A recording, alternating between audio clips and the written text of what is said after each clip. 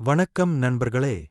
2026 தமிழ்நாடு சட்டமன்றத் தேர்தலை முன்னிட்டு, சென்னையின் மிகவும் முக்கியமான தொகுதிகளில் ஒன்றான திடோட் நகர் தொகுதியை இன்று நாம் ஆழமாக பகுப்பாய்வு செய்யப் போகிறோம். தியாகராய நகர் என்று அழைக்கப்படும் திடோட் நகர், சென்னை மாநகரின் வணிக இதயம். பொண்டி பாசர், உஸ்மான் சாலை, பனகல் பார்க் என்று பல புகழ்பெற்ற இடங்களைக் கொண்ட இந்த தொகுதி, தமிழ்நாட்டின் மிகவும் போட்டித்தன்மையான தொகுதிகளில் ஒன்று. 2021 சட்டமன்றத் தேர்தலில் வெறும் 137 வாக்குகள் வித்தியாசத்தில் திமுக வெற்றி பெற்ற இந்த தொகுதி, தமிழ்நாட்டின் அரசியல் வரலாற்றில் ஒரு தனி இடம் வகிக்கிறது. இந்த வீடியோவில் நாம் தொகுதியின் வாக்காளர் விவரங்கள், கடந்த கால தேர்தல் வரலாறு, முக்கிய பிரச்சினைகள், 2026 வேட்பாளர்கள் மற்றும் இறுதி வெற்றி கணிப்பு ஆகியவற்றை விரிவாக பார்ப்போம். தொடர்ந்து பாருங்கள். இப்போது திடோட் நகர் தொகுதியின் வாக்காளர் விவரங்களை பார்ப்போம். மொத்தம் 1,54,943 வாக்காளர்கள் இந்த தொகுதியில் பதிவு செய்யப்பட்டுள்ளனர்.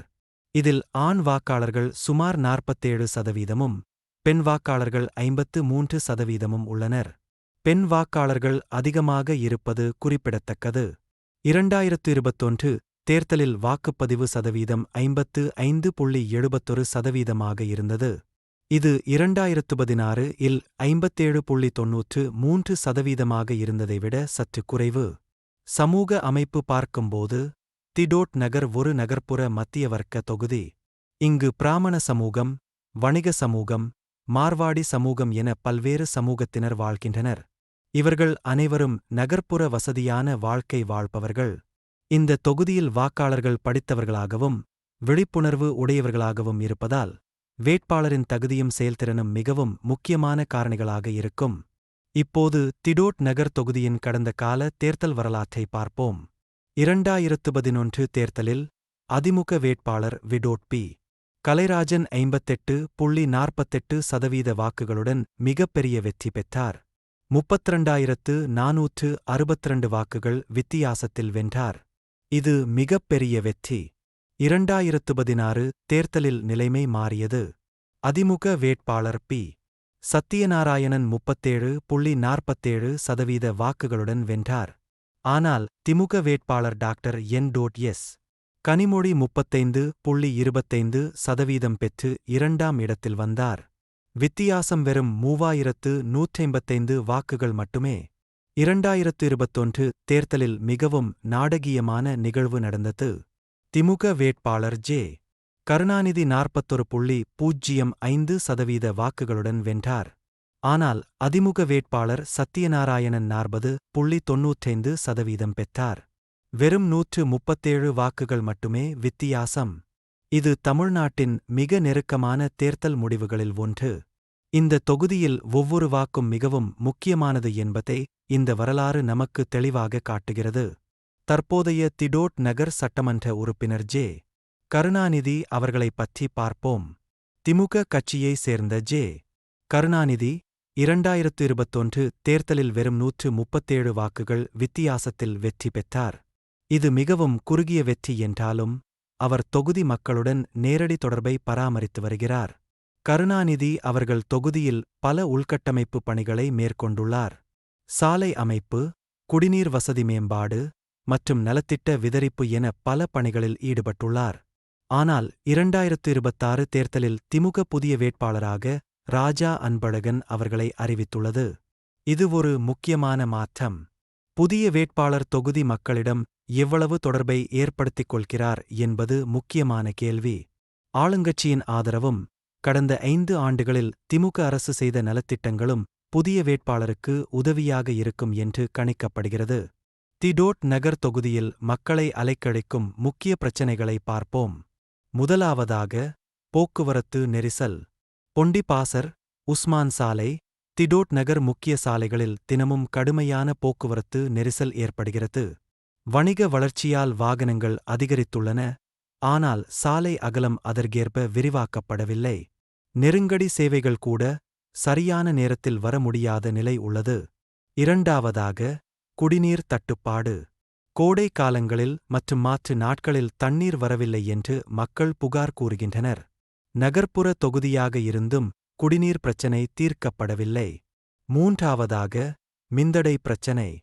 தினசரி 2 முதல் 4 மணி நேரம் மின்தடை ஏற்படுவதாக குடியிருப்பாளர்கள் கூறுகின்றனர். இது வணிக நிறுவனங்களுக்கும் குடும்பங்களுக்கும் பெரும் சிரமத்தை ஏற்படுத்துகிறது. 4. கடைதெரு முறையீடு. வணிக வளர்ச்சியால் உள்கட்டமைப்பு பாதிக்கப்பட்டுள்ளது.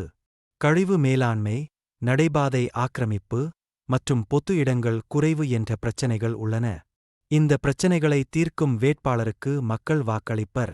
2026 சட்டமன்றத் தேர்தலில் திடோட் நகர் தொகுதியில் போட்டியிடும் 4 முக்கிய வேட்பாளர்களை பார்ப்போம்.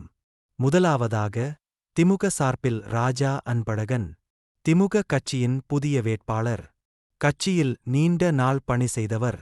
ஆளுங்கட்சியின் ஆதரவுடன் போட்டியிடுகிறார்.